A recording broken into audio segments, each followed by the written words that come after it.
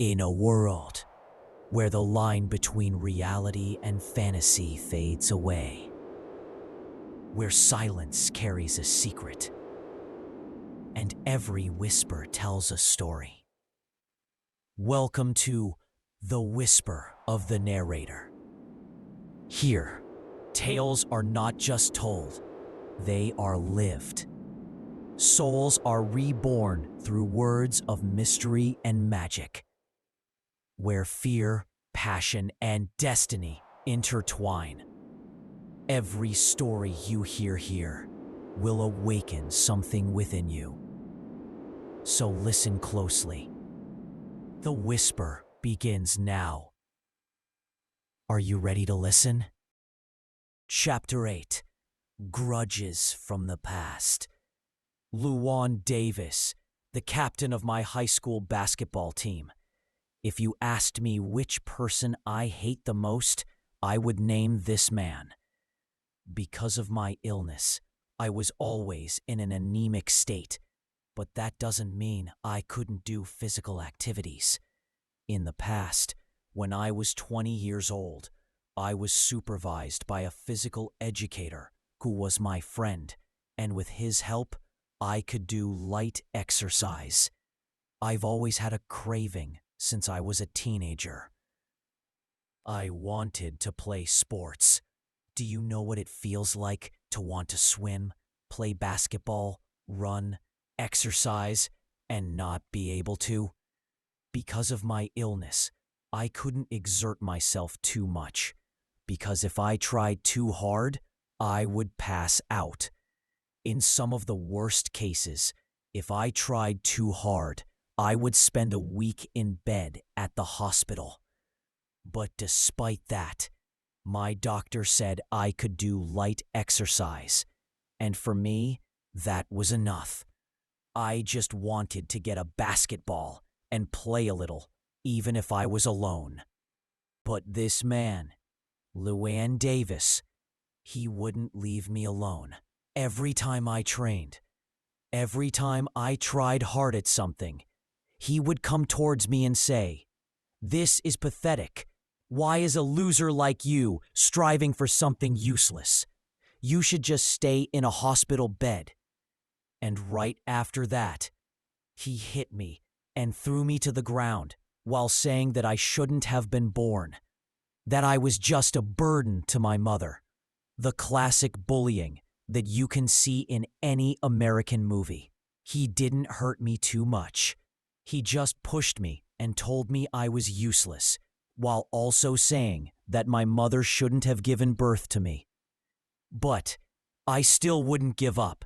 I wasn't doing it for him. I was doing it for me. However, with time, I started to hate him. I accepted him talking about myself. It doesn't affect me so much. But my mother? That is unforgivable. I knew that what I was doing was useless, and that my condition didn't allow me to exercise.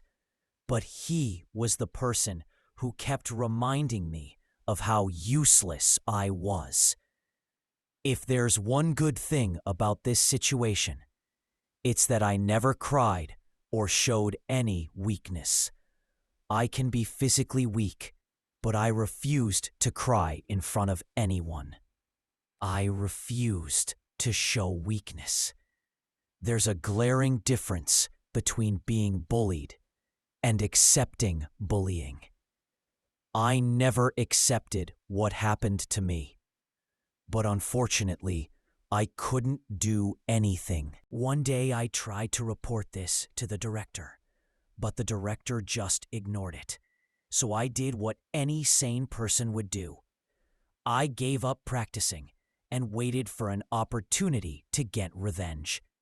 Unfortunately, that opportunity never came. Someone was supporting Luan Davis, and I didn't know who it was. I didn't want to tell my parents either. After all, that was my problem. It was about my pride. I had to solve it myself. Looking at Luan, I can see the vampire mark with my vision that I call vampiric vision. When I saw that brand, I understood everything. He had support. Precisely speaking, the support was from the master of this man. A noble vampire. Why did I deduct this? Luan was just a boy who suffered from a disease that made his muscles weak. But for some reason, everyone forgot about it, and he got better all of a sudden. I had forgotten about it too. Wrong. It would be wiser to say that Luan's support was none other than a vampire. And I, as an ordinary human, couldn't do anything against that force. But now things were different. I see the basketball bouncing and stopping in front of me. "Hey you! Throw the ball over here!" Someone yelled at me. I look at the ball, and a smile appears on my face. I catch the ball in my hand, and I start to bounce the ball on the ground as I walk slowly towards the court. When I get close to the court, I position myself for a toss, and I throw the ball like an experienced basketball player. The ball travels across the court and lands directly in the basket. Everyone who saw this display of precision looked at me with disbelieving looks. What I did was impossible for the average human. But it's not totally impossible. NBA players can do it with a lot of practice. But I just used my vision, combined with my vampire senses, and for me, that was pretty easy. To be honest, I didn't need to position myself to throw the basketball. But if I didn't, it would be pretty weird, right? "Victor," I heard a voice in disbelief. I look at the man.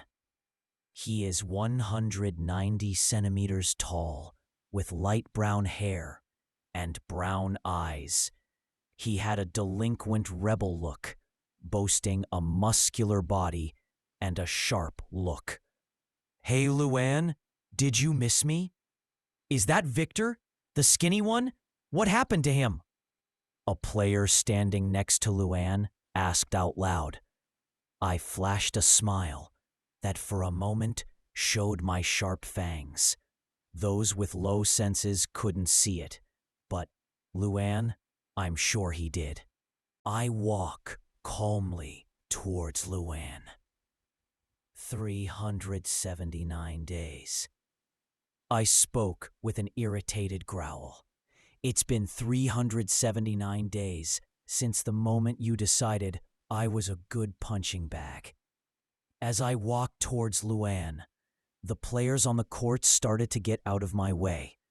They felt an invisible pressure, forcing them to move. It was like if they didn't get out of the way, something really bad would happen to them. I'm a very mean person, you know. I can't let grudges be washed away by the river of time. As my father always said, an eye for an eye, a tooth for a tooth, punch for punch. And now it would be something like blood for blood. I stopped in front of Luan and looked up slightly.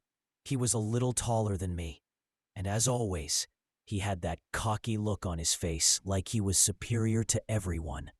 I don't like that. "What do you intend to do? You're just a humble..." Luan tried to say something. I gently place a hand on Luan's shoulder, and with a forceful gesture, I bring him to his knees. The ground around him broke like a spider's web. Ah, yes, that's the vision I wanted. That look of disbelief. That look of someone who thought he was on top, only to be taken off his imaginary throne. But that's not enough. My smile starts to grow. I lower my head and approach Luan. Slowly, my smile starts to grow erratically. Slowly, my teeth, like shark fangs, start to show. And slowly, with a ragged smile that almost borders on insanity, I say, "You had fun, right? Treating me like crap, hitting me, saying I was useless, bad-mouthing my mom. It was fun, right? I bet it was. After all, you always had a smile while doing it, right? It was like you were playing with an insect that could break at any moment, right?" I put some strength in my hand and I felt his shoulder break. "But I ask you, now what?" I must give Luan credit. He didn't show any expression when he felt his shoulder being broken.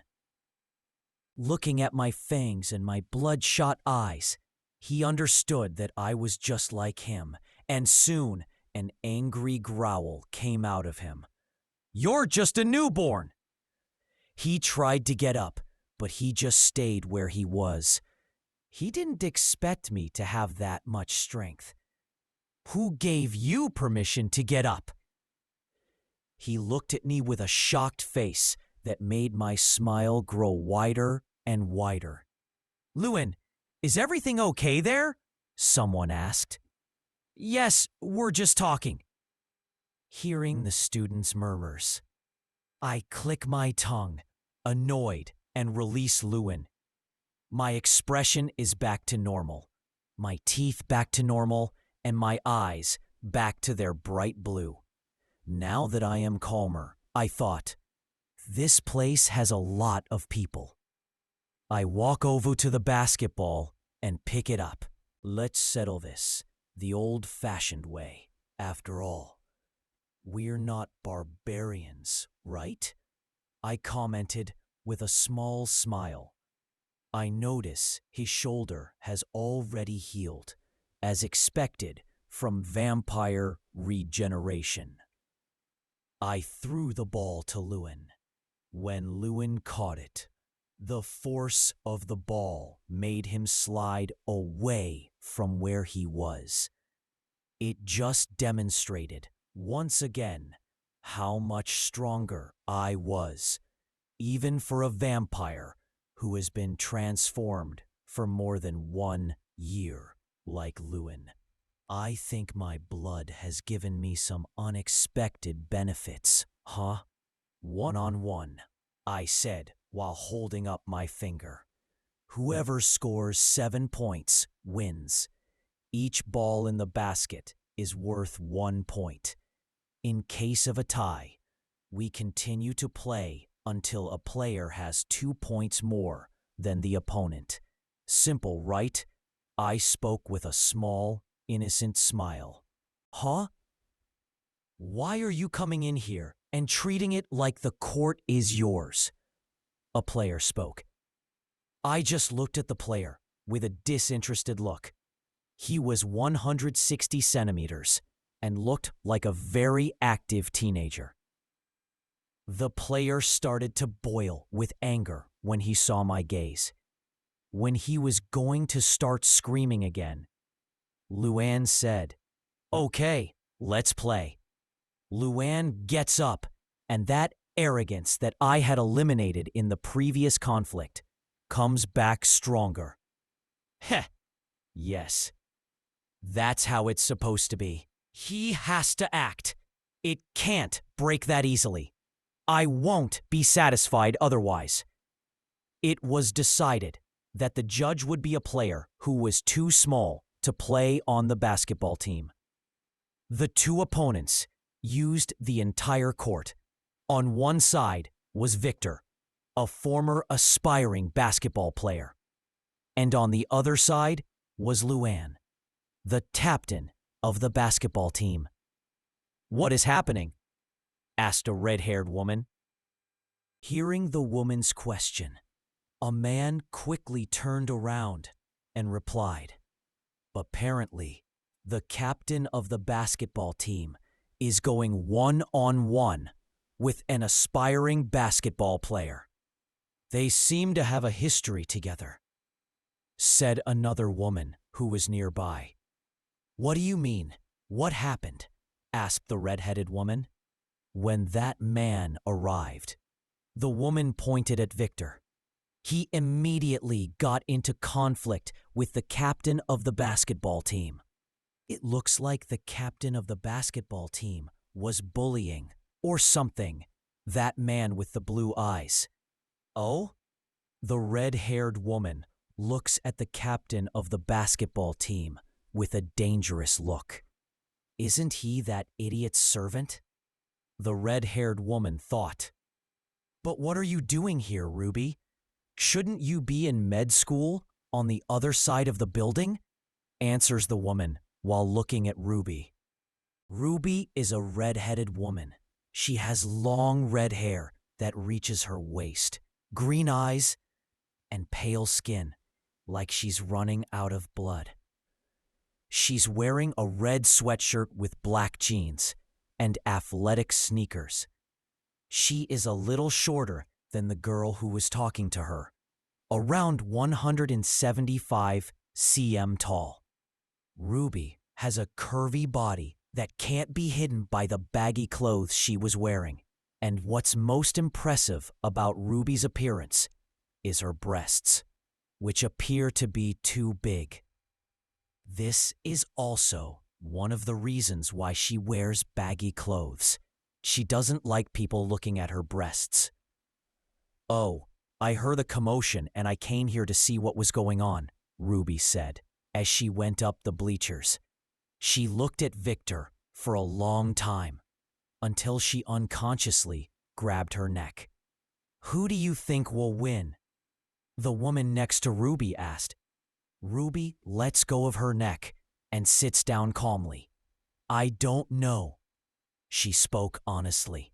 They won't use their powers here, right? Ruby suddenly looks at a spot and sees that spot is broken into a cobweb shape. She felt her eyes twitch when she saw that little wreckage, which was obviously done by the two newborns on the basketball court. Miss Ruby, it's a surprise to see you here. Suddenly, a blond man with green eyes appeared. Coincidence? Of course, it wasn't a coincidence, she thought disdainfully, but nothing showed on her expressionless face. Ruby looked at the blond man. He looked like a typical middle-aged nobleman, tall, with blonde hair and green eyes. Ruby points to the place that was destroyed. The man follows Ruby's finger and watches it for a moment. I'll take care of it, he said in an annoyed tone. Who was the fool who caused this? Tisk, it was probably my idiot of a dog, the blonde-haired man thought with annoyance. The man looks at Victor and Luan, who have started to approach each other from the court. The man sits down next to Ruby. Whose newborn is this? He spoke while looking at Victor with a haughty look. But he had a feeling he'd already seen Victor somewhere. Ruby snorts in disdain when she sees the man's gaze, but she doesn't let it show on her face. She just responds in a neutral tone. He is the husband of the princess of the Snow Clan. Crack! Ruby looked at the spot and saw that the man had broken the bleachers a bit. She just looked at the man with a, "Are you serious?" look. She had just suggested not to attract attention, and he did. I guess the apple doesn't fall far from the rotten tree. Huh, Ruby thought, as she associated the destruction on the court with the blonde man's subordinate. Ha ha ha! You have got to be kidding, right? A plebeian with the princess of Clan Snow? Has hell frozen over and I didn't know about it? Ha ha!